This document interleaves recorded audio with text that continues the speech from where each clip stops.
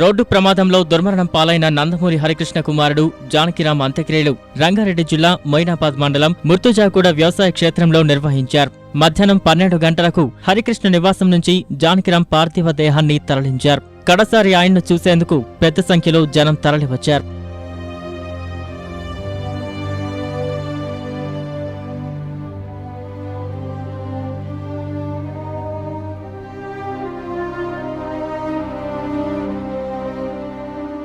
జానకిరాం కుమారుడు నందమూరి తారక రామారావు చితికి నిప్పంటించగా తండ్రి హరికృష్ణ బాధతప్త హృదయంతో విలపించారు.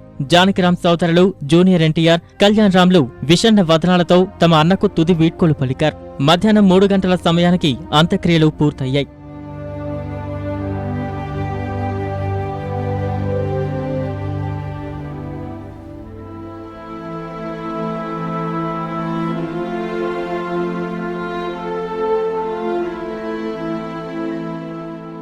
జానకిరాం అంత్యక్రియలకు నందమూరి అభిమానులు, సన్నిహితులతో పాటు సినీ, రాజకీయ ప్రముఖులు హాజరయ్యారు.